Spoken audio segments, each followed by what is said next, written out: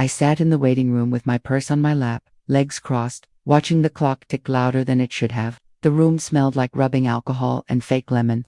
Magazines from 2 years ago sat in a neat stack no one touched. My name was finally called. I stood slowly. My knees didn't like to move too fast anymore, but I made it just fine down the hallway. I didn't need help. I wasn't helpless. Dr. Grant's office hadn't changed. Same frame degrees, same fake plant by the bookshelf, same young assistant who couldn't make eye contact. I sat across from him, like I'd done for over a decade. "Hi, Marian," he said, barely glancing at me. He clicked on his screen and gave a tight smile. "Let's get this over with." Something about those words made my stomach twist. "I've been having shortness of breath," I told him. "And this tightness, right here." I placed my hand over my chest. He nodded, barely looking up. "At your age, Marian, there's not much we can do." I blinked. "Excuse me, honestly," he said, like he was explaining the weather. "Your body isn't going to bounce back like it used to. Aggressive treatments can be risky. We have to weigh the cost against the benefits." "Cost benefits," I leaned forward. "Are you saying I'm too old to treat?" He finally looked at me, but not kindly. "I'm saying we need to be realistic. It's not worth it to put your body through that. Not worth it, not worth it." My ears rang. I sat up straighter. "So what would you do if it were your mother sitting here?" He paused. "That's different." "No," I said, my voice sharper than I expected. "It's not." He gave a little shrug and reached for a prescription pad. "We can manage symptoms with something mild. Nothing aggressive. You'll be more comfortable." Comfortable as if I were furniture. I stood up before he could hand me the slip of paper. "I didn't come here to be dismissed. I came to be treated." "You're taking this personally," he said, frowning. "It's medical judgment." "No," I said. "It's ageism, and it's cruel." I walked out, head high, heart pounding. Outside, the sun felt too bright. I stood in the parking lot, keys in hand, blinking away the sting in my eyes, not because I was weak, because I was angry. I sat in my car for a while, gripping the wheel. How did we get here? 10 years ago, Dr. Grant treated me with respect, called me by my full name, asked questions. Nav was just another old woman and his schedule a problem he didn't want to solve. I didn't feel old. My bones ached sometimes, sure, but my mind was still sharp. I still volunteered at the library, still cooked every holiday meal for my family, still kept up with every new tech app my grandkids used. I wasn't done. But today, someone tried to erase me, and worse, he thought I'd let him. When I got home, the silence filled every corner of the house. I placed my purse on the table and stared at it like it held answers. I walked to the mirror in the hallway, stood there, and looked at my face. Wrinkles, yes, some gray in my hair, but strength too. I saw the woman who raised 2 kids after her husband died, who taught herself accounting to save the community center, who fought for everyone else but forgot how to fight for herself. Not anymore. I picked up the phone and called my niece Jamie. She answered on the second ring. "Aunt Marian, you okay?" "No," I said, "but I will be." "What happened?" "I went to the doctor today, and he said I wasn't worth the treatment." There was a pause. He said, "What?" "I need your help," I told her. "Anything." Jamie was smart, young, connected, and not afraid to stir things up. She didn't know it yet, but she was about to be my partner in something big. I didn't know where this road would lead, but I knew one thing. I was not going to let a man like Dr. Grant decide my worth. The next morning, I sat in my kitchen with a yellow notepad and a strong cup of black coffee. I hadn't touched that notepad in years. It used to be where I'd sketch out plans, church fundraisers, charity events, even the early budget for the senior shuttle program. My hands trembled a little now, but not from fear, from purpose. I wrote one word at the top. Enough. Jamie came over before lunch. She didn't bring flowers or soft words. She brought her laptop and fire in her eyes. "Okay," she said, tossing her coat over the chair. "Tell me everything." I told her about the appointment, about Dr. Grant's coldness, the way he brushed me aside like I was already gone. Jamie's face got tighter with every word. "He can't do that," she said. "But he did," I replied. She opened her laptop and started typing. "We're going to find out everything about that clinic. You said it's the one on Maple Avenue, right?" I nodded. I used to donate to it. Helped them when they expanded the East Wing 5 years ago. Jamie raised her eyebrows. "You're kidding." "No, I have the plaque in the attic somewhere." She tapped a few keys. "Well, According to this, the clinic is privately owned. And guess what? It's not doing well. I leaned forward. What do you mean financially? I found 3 different debt reports and a foreclosure warning on the old physical therapy wing. I blinked. So it's sinking. Looks like it, she said. And guess what else? The building lease is up for renewal in 6 months. That's not a lot of time to save it. I sat back and crossed my arms. For a long minute, I said nothing. Then I whispered, maybe I don't want to be the one begging for care. Jamie looked up at me. What are you thinking? I stared down at my notepad, then wrote 2 more words under enough. Take it. We stayed up late that night. Jamie ordered Thai food and pulled up legal forms while I sat on the couch with old financial statements I hadn't touched in years. After my husband passed, I kept our savings close. Careful, too careful, but it was still there. And I had more than enough. I'd worked my whole life, saved every penny, invested smartly. I never bought a fancy car, never traveled to Europe like my friends did. I always said I was saving for something important. This felt important. That Jamie tapped her chin. We can't buy the clinic directly under your name. Dr. Grant would never sell if he knew it was you. Then we do it quietly, I said. Set up a holding company, a neutral name, something boring. She grinned. Marian Doyle Holdings, sound boring enough. Sounds like the future. We filed paperwork the next day. It felt surreal, like I was stepping into someone else's shoes. But every time I hesitated, I thought of Dr. Grant's face. That smug, dismissive tone. Like my body was already in a grave, and he was just checking the paperwork. Jamie called her friend Clara, who worked at a local investment firm. Clara connected us with a broker who specialized in distressed medical properties. Within a week, we had a meeting scheduled with one of the clinic's silent partners, a man named Roy Trent. Jamie met him first. He's slimy, she told me afterward, but he's desperate.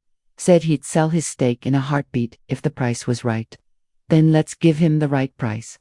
I wore my old blue blazer to the meeting, the one I used to wear when I gave talks at the community center. It still fit, a little tighter in the shoulders, but I stood tall in it. We met in a quiet office downtown. Roy barely looked at me, just skimmed the numbers and tapped his fingers. This clinic's a wreck, he said. I'd be glad to wash my hands of it. 2 signatures later, I was the new owner of the practice. He never asked my full name. He never looked twice. Good. Let him stay blind. I walked out of that building with the deed in my bag and a strange calm in my chest. I wasn't just getting even, I was rewriting the rules. But I still had one problem left. Dr. Grant didn't know yet, and when he found out, I didn't know what would hit him harder, losing control or realizing who took it. I woke up early the next morning. My mind was clear, my body buzzing with something I hadn't felt in years. Drive. I sat at the kitchen table with a bowl of oatmeal and a fresh list in front of me. It wasn't a grocery list. It was a plan. Jamie came by right after breakfast. She brought a large folder labeled M2 Holdings Phase 2 and 2 coffees. Roy's stake only covers 30%, she said, sliding the folder toward me. The clinic's main investor owns 51%. His name is Mitchell Reyes. What do we know about him? She smirked. Mid-40s, divorced, 3 kids, huge tax debt. Been trying to offload his assets without losing face. I raised an eyebrow. Think he'll sell. Depends on who's buying. We created a second LLC, this time under a completely separate name, one even more boring, Northridge Trust Partners. Jamie handled the emails. I kept my name off every document. Mitchell agreed to a private meeting at a steakhouse. I didn't go. I watched from across the street. Jamie wore her best navy pantsuit and played the part of a corporate analyst. 3 hours later, she walked out holding a signed letter of intent. He wants out, she said, smiling. He's ready to transfer full control. Just like that, I owned over 80% of the practice. That turned me away. The final piece, the operating rights, that would be handled by the board the following week. Jamie leaned across the table that night, her eyes wide. Are you really ready for this? I nodded. I don't want to run it forever, but I do want to rebuild it, and him. I looked out the window, my voice low. Dr. Grant won't know what hit him. We sent out the board meeting invitations that Friday. They were formal, legal, and bland. The kind no one looks at twice until it's too late. Dr. Grant was copied on the email, of course. Subject, quarterly transition briefing, M2 Holdings location, Maple Avenue Clinic, conference room A. Date, Wednesday, 9 a.m. Jamie and I rehearsed every moment of that meeting down to the second. She handled the official introductions and presented the new ownership structure. I would enter last, just as the final announcement was made. I didn't sleep much the night before. My heart wasn't just pounding from nerves, it was pounding from justice. I thought about all the people like me, the ones who got passed over, brushed off, labeled too old to matter, too old to save. That morning, I wore a charcoal blazer and the same pearl earrings I wore the day I retired early from my job at the city office. I stood at the mirror and took a deep breath. "You matter," I whispered to my reflection. The clinic smelled the same when I walked in antiseptic paper and cheap soap. I waited outside the conference room door while Jamie kicked off the meeting. I could hear her voice through the glass, calm, clear, sharp. "We are now under the majority direction of M2 Holdings," she said. "All medical policies and operational standards will be reviewed immediately." There was a shuffle of papers, a few coughs, and then I heard Dr. Grant. "I'd like to speak with the new owner." "Who exactly are they?" I stepped inside. His jaw dropped. "Hello, doctor," I said, slow and measured. "I believe you know me." The silence was heavy. All eyes turned to him. He stared at me like he couldn't believe what he was seeing. "This is ... a mistake." "No," I said, walking to the front of the room. The mistake was thinking I'd just go away quietly. He opened his mouth, but nothing came out. I turned to the staff and smiled. "Let's begin." Dr. Grant sat frozen in his chair while Jamie passed around updated organizational charts. His eyes were locked on mine like I was some ghost that climbed out of his past. I didn't flinch. I took my seat at the head of the table, his old seat, and folded my hands. "As of today, I hold majority ownership of this clinic. Any decisions regarding staff, care, policies, or future direction will go through me." He shook his head slowly, his voice cracking. This is absurd. You don't have a medical degree." "No," I said. "But I have something you forgot along the way: empathy, experience, and the ability to see people as human beings, not as burdens." The staff around the table looked uncomfortable. A few avoided eye contact. But one nurse, Jill, I remembered her name, nodded slightly. She'd been there a long time. She knew the kind of man Dr. Grant had become. "This is a hostile takeover," he said, standing up.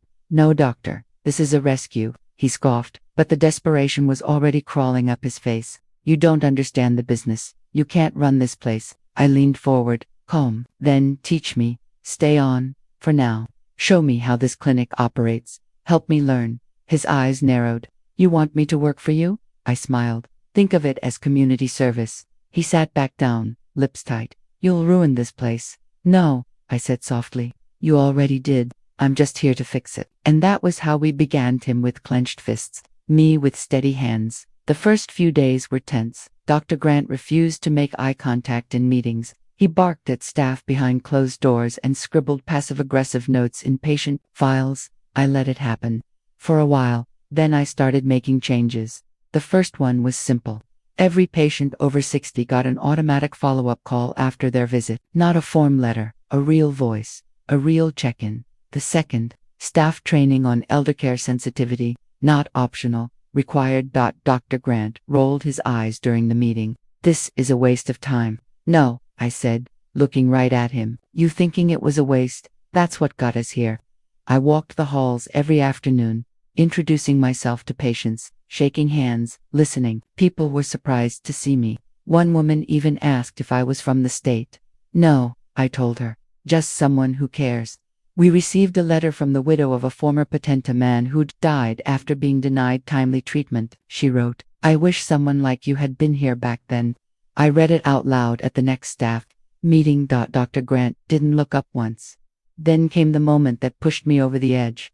I was walking past the break room when I heard his voice. "She can put on a show all she wants, but she's just a bored grandma with a fat wallet." I froze. I turned the corner. He was standing there, laughing with one of the techs, a cup of coffee in his hand. He went pale when he saw me. "You're right," I said, stepping in. "I am a grandma. I also own your salary. And I think it's time we talk about what happens next." He swallowed hard. "Look, I didn't mean save it." I handed him a sealed envelope. His name was typed neatly on the front. "Termination. Effective immediately." He didn't argue. He didn't even speak. He just stared at the letter like it had burned his hand. I watched him walk out of the building for the last time, shoulders slumped, head down. It didn't feel like revenge. It felt like balance, like something broken was finally being reset. The Monday after Dr. Grant was gone, the entire clinic felt ... lighter. I could feel it the moment I stepped through the front door. The silence wasn't heavy anymore. It was calm, focused, still. Not everyone trusted me yet. Some of the younger staff were nervous. I heard them whisper when they thought I wasn't listening. She doesn't even have medical training. What's she doing here? This won't last. I didn't blame them. They were raised in a world where power wore suits and answered to no one, where women like me were dismissed, not promoted. But I didn't come here to be liked. I came here to change things. First, I replaced the intake forms. They were cold, generic, and full of confusing questions. I brought in a specialist to redesign them so patients could share their concerns in plain English. And we added a line at the bottom. Is there anything you feel you've been ignored about in the past? You wouldn't believe the answers we got. I said I was in pain, and no one listened. My husband said I needed help. The doctor said it was all in my head. I was told I was just old and tired. It broke my heart, but it lit a fire in me too. Jamie helped design a new patient outreach program. We called it Second Listen. It meant no more rushing, no more brushing off concerns. Every new patient got 20 full minutes to talk before a single test was ordered. No exceptions. I trained the front desk staff myself, not just in scheduling, but in seeing people, looking up, smiling, calling patients by name. You're not just setting appointments, I told them. You're setting the tone. And little by little, things started to shift. The community started to notice. We had a man come in with a walker, said his last doctor laughed when he asked for a strength program. We sent him home with a 6-week plan, a referral, and a follow-up date. He cried at the desk. A woman who hadn't been to a doctor in 4 years because of how cold she was treated. We booked her for 3 separate appointments, one for physical, one for mental health, and one just to talk. The staff was changing too, even the skeptical ones. I watched as a young nurse named Bria, sharp, efficient, and clearly ambitious, sat down with a 90-year-old man and listened to him talk about his war medals for 15 minutes before she took his blood pressure. Block progress isn't always loud. Sometimes it's just being present. But just when I thought we'd turned the corner, another surprise came walking through the front doors. Dr. Ilia Ruiz. She wasn't what I expected, young Latina, with a crisp voice and steel in her spine. She asked to speak to me privately. I heard what happened here, she said. I read the articles. I read the reviews. And I want in. I tilted my head. You're already at a major hospital. Why come here? She folded her hands calmly. Because I'm tired of watching patients, especially older women, get tossed aside. Because I want to work somewhere that sees value beyond lab numbers and insurance codes. I stared at her for a moment, then smiled. You're hired. That afternoon, I updated the staff. Dr. Ruiz would be joining us as our new medical director. Young, bold, and sharp as a tack. One of the receptionists leaned over to me after the announcement. She reminds me of you, she said. I looked across the room at Dr. Ruiz, standing tall and confident, already connecting with staff. I nodded. She reminds me of who I used to be, and who, in many ways, I still was. It didn't take long for the news about Dr. Grant to spread. Small towns are like that. Whispers travel faster than mail. Some people supported me outright. Old neighbors dropped by with cookies and warm hugs. It was about time someone stood up. One woman told me. Another leaned close and whispered. He did the same thing to my sister, said she was just getting old. She died 2 months later. But not everyone was happy. I overheard a couple at the pharmacy murmuring that I had gone too far. One man even called the front desk to ask if the clinic was still professional now that I was in charge. Jamie intercepted the call and smiled the whole time.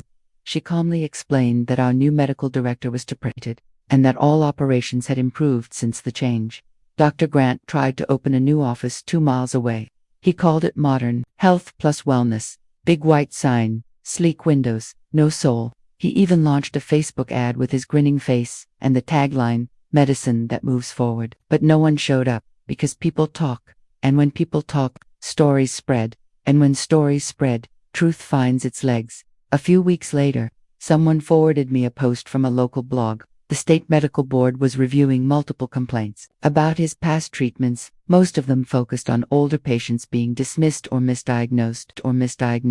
I didn't cheer. I didn't call anyone. I just closed my laptop and stared out the window, letting the sun warm my face. Justice doesn't always come loudly. Sometimes it comes with silence and a deep breath. Inside the clinic, things were blooming. Dr. Ruiz hit the ground running. She revamped our care timelines, improved scheduling, and started community workshops about aging and wellness. People came by the dozens. I attended every one night. After a packed workshop, Dr. Ruiz and I stood in the parking lot under the soft glow of the lamplight. "You've built something rare," she said. "I just cleaned up the mess." She looked at me. "No, you reclaimed the space that was stolen from you." I didn't respond, but her words settled deep back inside. Jamie was coordinating with our IT lead, a young woman named Priya, who had redesigned our patient portal. It now included a call me back button, just one click for a personal response within 24 hours. Simple. Human. One afternoon, a woman named Ruth came in with her son. She was in her 70s, had joint pain and low energy. Her last doctor told her she was just getting old and handed her pain pills. Dr. Ruiz listened to her for 45 minutes. Turned out, Ruth had a thyroid issue, treatable, manageable, overlooked for years. As they walked out, her son stopped at the front desk. "Thank you," he said to me. "No one's ever looked at my mom like she mattered." That night, I sat in my office with the lights low, holding that moment in my heart like a treasure. Not because it made me proud, because it reminded me why I'd done all this, not for revenge, not even for justice, but for visibility, for respect, for every woman like me who was told she didn't count anymore. But we do, we always did. And now there was proof. In every healed patient, in every quiet thank you, in every empty chair at Dr. Grant's failed clinic across town. We celebrated our clinic's 90-day renewal, quietly. No big speeches, no press release. Just coffee and pastries in the break room and laughter that filled every corner of the building. I watched from the hallway, unnoticed for once. It felt good watching my staff become a team. There was Bria showing Priya how to use the new records system, Jamie adjusting the new signage outside, Dr. Ruiz chatting with an elderly man whose story she remembered from weeks ago. Everything felt real, not polished, not perfect, but meaningful. That afternoon, I walked into one of the exam rooms and found Carly, our newest intern, carefully kneeling to tie an elderly patient's shoe. Her hands were gentle. Her eyes were kind. The patient, a woman named Eileen, looked up and smiled. "Thank you, sweetheart. My hands don't work the way they used to." "It's no trouble at all," Carly said. I watched for a second longer before stepping in. "You handled that beautifully," I told her. She blushed. "Thank you, Ms. Doyle. I want to learn everything I can here." I smiled. "Then keep doing exactly that." We didn't need more fancy machines. We didn't need slogans or spin. We needed that people who saw people that evening. I walked the building after hours like I always did, checking for lights left on, unlocked doors, files half closed. Old habits die hard. On the bulletin board, in the back hallway, someone had pinned up a photo of the team. I hadn't seen it before. In the photo, I was standing in the middle, not posed, just smiling, surrounded by the people I fought to protect and rebuild. Written in blue ink beneath it, "She didn't ask for the crown, but she wears it well." The next morning, Jamie walked into my office with a box wrapped in gold paper. "What's this?" I asked. "An early gift," she said, "from the team. They made me promise you'd open it today." Inside was a framed wooden sign, handmade and beautiful. It read, "Too old to treat. Guess again." I ran my fingers across the letters, heart thudding. The room blurred around me. "They said you should hang it wherever people can see it," Jamie whispered. I didn't answer. I couldn't. Instead, I stood, walked into the waiting room, and hung the sign behind the front desk. People noticed it immediately. One man chuckled as he passed. "That's the kind of honesty you don't get in other places." Another woman took a photo of it and whispered to the nurse, "That's the reason I came here." It became more than a slogan. It became our promise. Later that day, I was sitting in the staff lounge when Dr. Ruiz joined me. "I've been thinking," she said. "I want to start a mentorship program for women, older women who've left the workforce but still want to help in health education. We've got retired teachers, social workers, even nurses in this town. My eyes lit up. Yes, that's brilliant. I was hoping you'd help me build it. I'd be honored, she smiled. We'll call it the Doyle Initiative. I stared at her. You don't have to name it after me. We do, she said. Because you're the reason it can exist. That night, I got home late. I turned on the porch light, fed the cat, and sat in my favorite chair. Outside, the world kept turning, cars passed, birds chirped, leaves rustled, but inside me, something settled. Not because everything was perfect, but because I was finally seen, not as someone too old to fix, but as someone who still had something to give. The morning of the reopening ceremony, the sky was pale and quiet, like it was holding its breath. I stood in front of the clinic's new entrance, hands folded, heart full. We didn't do balloons or streamers, just a new sign, clean, bold, simple. Marian Doyle, Wellness Center, my name, on the building I once walked out of in tears. Now standing, proud, above the doors I reopened with my own two hands. Families arrived one by one. Some were new patients, others were returning ones I hadn't seen in years. Even the mayor stopped by and shook my hand. You've done something special here, he said. I smiled. I didn't do it alone. Dr. Rui spoke first during the ceremony. She didn't read from paper. She spoke from the heart. This clinic isn't just about medicine anymore, she said. It's about listening. It's about learning. It's about reclaiming dignity for people who were told their time was up. People nodded. Some wiped their eyes. When it was my turn, I stepped to the front. No script, no speech. I looked out at all those faces, young, old, hopeful, cautious, and spoke softly. They said I was too old to treat, so I bought the place. Not for revenge, but for every single person who's ever been overlooked, brushed off, or told they didn't matter anymore. A pause. I'm here to say you still matter. You always did. The applause wasn't thunderous. It was steady, warm, real. And that's what I wanted most of all. After everyone had gone, I stayed behind. The halls were quiet again, but not empty. Each room had life inside it now. Stories, healing, respect. I walked slowly from room to room, touching the doorframes like they were old friends. In room 4. I remembered the woman who cried when we finally diagnosed her correctly after years of being dismissed. In room 6, a man stood last week and said, "This is the first time I haven't felt invisible." In the break room, someone had taped a note to the fridge. Every time I doubt myself, I remember what Marian built. I didn't tear up. I just smiled, because this was the life I didn't know I'd been working toward all along. Outside, the sun was starting to set, painting the front of the building in soft gold. I stepped out through the front doors, locked them behind me, and turned to look at the sign one last time. Marian Doyle Wellness Center. It didn't look out of place. It looked earned. My phone buzzed in my pocket. Jamie texting to ask if I'd gotten home safe. I typed back, still at the office, just soaking it in. Before I left, I whispered a small prayer, not to anyone in particular, just to the universe. Let this place always stand for something good, for someone who almost gave up, for someone who still has more to give. Then I got in my car, started the engine, and drove home with the windows down. The air cool against my face. Not finished, not forgotten, just beginning again, on my own terms.